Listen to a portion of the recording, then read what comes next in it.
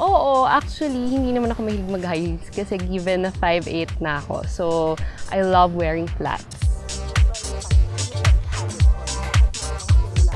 Bakit? Libre naman lahat. So, talagang gagawin ko talaga lahat. Hindi naman, pero thank you. Nagugulat sila kasi nga parang akala nila masyado akong sosyal, akala nila na medyo high maintenance ako masyado. So, nagugulat sila at the same time, syempre nagugustuhan din nila kasi na kaya kong makipag-drive sa kanila. Pinaka-kengkoy? Ano ba pinaka-kengkoy na ginawa ko? Siguro pag nang titrip lang kami ng friends ko, tulad niya.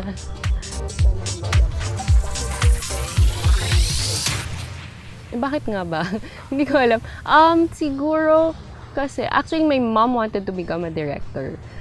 But she had me, so medyo napunta siya sa ibang career path. Pero the passion is still there. My aunt is an actress also. Actually, oo.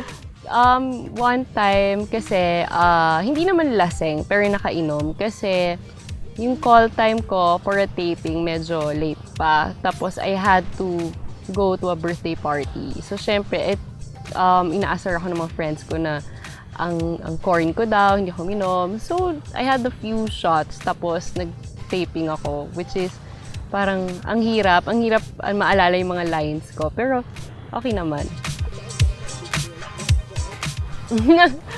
Hindi, kasi iyakin ako.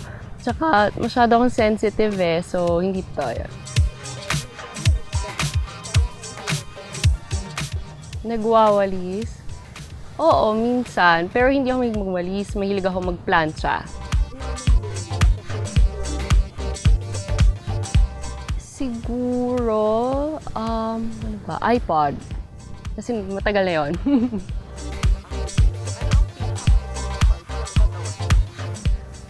Ano ba pinakamaitim na part ng taong ko? Parang wala. Meron ba? Wala. Parang wala naman. Pantay siya